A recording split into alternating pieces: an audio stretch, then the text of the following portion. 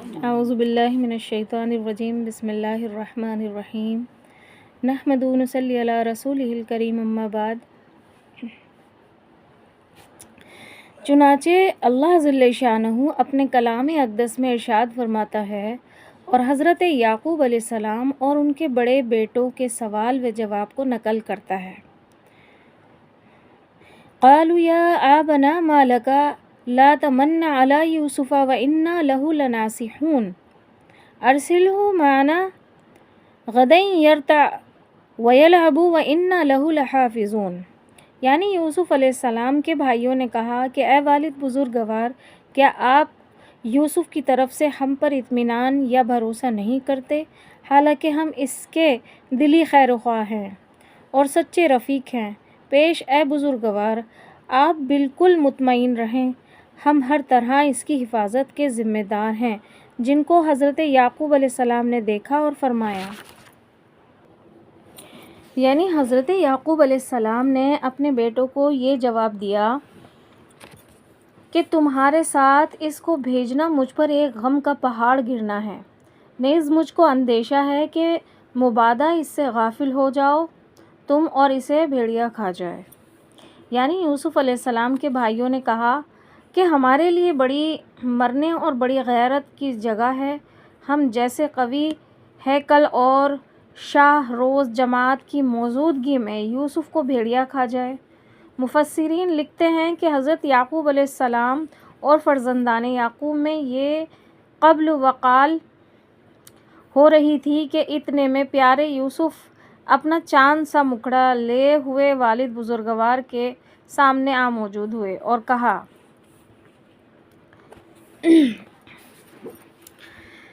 اے پیدر، اے والد عالی تبار، کل تو ہم بھی جا کے کھیلیں گے شکار، آپ بھی دل سے اجازت دیجئے، ساتھ ان کے ہم کو بھی خوش کیجئے، ہم بھی دیکھیں جا کے صحرا کی بہار، کیونکہ صحرا ہو رہا ہے گلزار،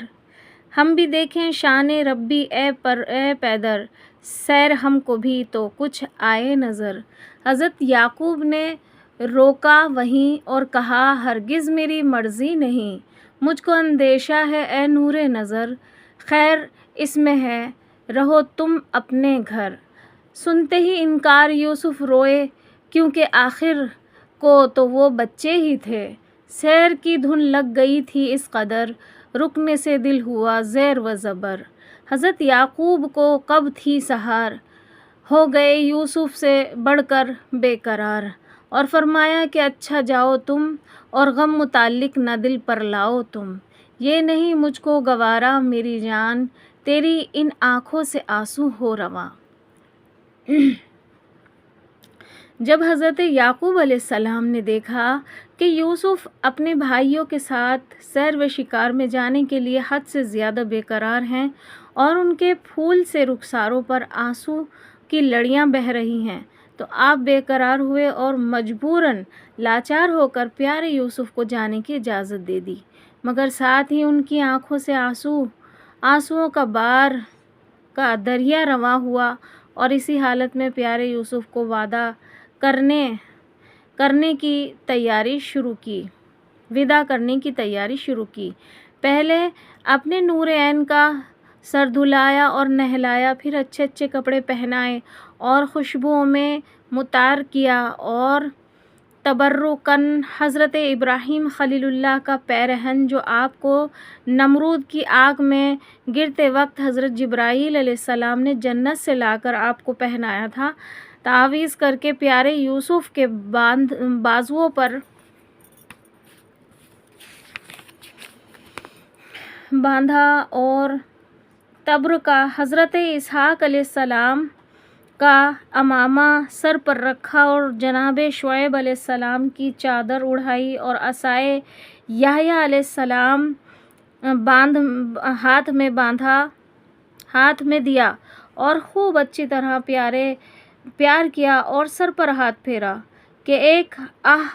سرد کھینچی اور کلیجے پر ہاتھ رکھ کر کھڑے ہوئے اور پیارے نور عین کا ہاتھ پکڑ کر کہا کہ اے نور نظر، چلو آج تمہاری خوشی کے لیے اپنے دل پر فراق کا بوجھ ڈالتا ہوں، جس کی سہار پہاڑ بھی نہ کر سکیں اور جس کی تاب شاید زمین و آسمان بھی نہ لا سکیں۔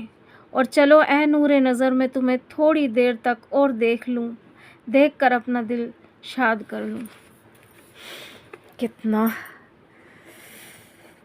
پھر خدا جانے کیا تم میں اور کہاں تم اور میں کہاں، رنگ بدلے کیا زمین اور کیا آسماں، پھر کہاں یعقوب اور یوسف کہاں، پھر کہاں اس بزم کا نام و نشاں، پھر کہاں یوسف تیرا حسن و جمال، پھر کہاں نور نظر تیرا وصال، پھر کہاں یہ چاند سی صورت تیری، پھر کہاں یعقوب کو دولت تیری،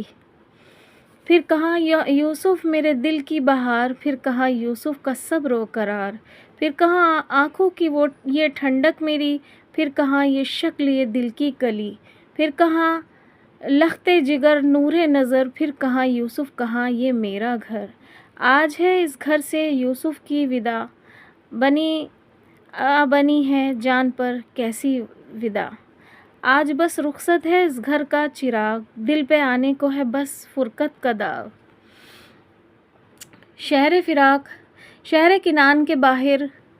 سرے راہ ایک نہایت سایہ دار عالی شان درخت تھا کہ جہاں تمام کنعانی باشندی مسافروں کو لینے اور پہنچانے جایا کرتے تھے۔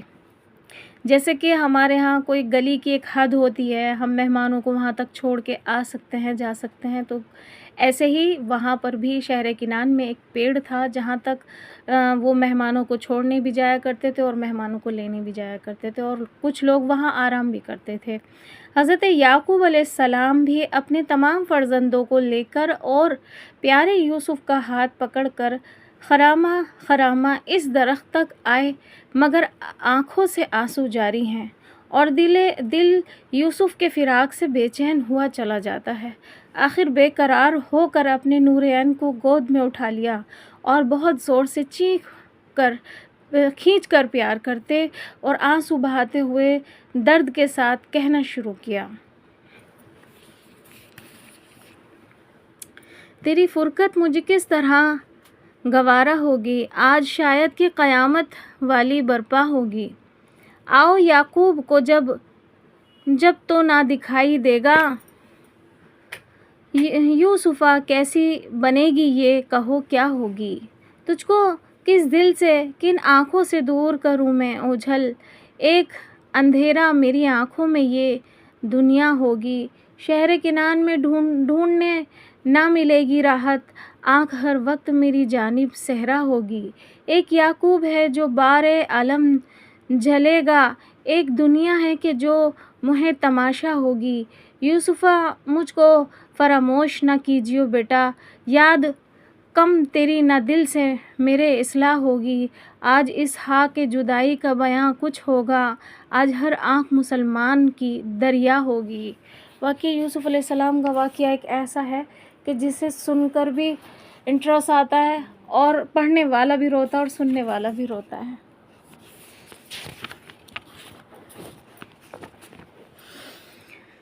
پھر حضرت یعقوب علیہ السلام شہر کنعان کے باہر عالی شان درخت کے سائے میں اپنا آخری جلسہ سر و دراحت کو لے کر بیٹھے اور گود میں پیارے یوسف کو بیٹھا کر تمام برادران یوسف کی طرف مخاطب ہوئے اور یوسف کی حفاظت و نگرانی کے متعلق ایک ایک سے نصیحت اور وصیت کرتے ہوئے کہا، اے آل اسرائیل، دیکھو یہ اسرائیل کی امانت ہے، اسے کسی قسم کی تکلیف نہ ہونے پائے، جہاں یہ کہے وہاں اسے ٹھنڈا پانی پلانا، اور اے میرے بیٹو دیکھو یہ نازک بہت ہے، اسے زیادہ دھوپ میں نہ پھرانا، یہ تھک نہ جائے اور اس کے پھول جیسے رخسار کہیں مرجھا نہ جائیں، اور والد بزرگ گوار کی یہ رقت امیز وصیت سن کر تمام فرزندان یعقوب نے حضرت یعقوب کو پورا اطمینان دلایا اور کہا کہ ہم اسے اپنی جان سے زیادہ عزیز رکھیں گے اور کسی قسم کی اسے تکلیف نہ ہونے دیں گے، آپ بالکل اطمینان رکھیں اور بے تکالیف اسے ہمارے ساتھ کر دیں۔ یہ سن کر حضرت یعقوب علیہ السلام کے دل پر فراق یوسف کی ایک اور تازہ چوٹ آئی اور جلدی سے پھر اپنے نور عین کو گود میں اٹھا لیا اور پیارے یوسف کو بہت سا پیار کرتے ہوئے رخصت کیا۔ وآخر الدعوانا ان الحمد للہ رب العالمین، آمین۔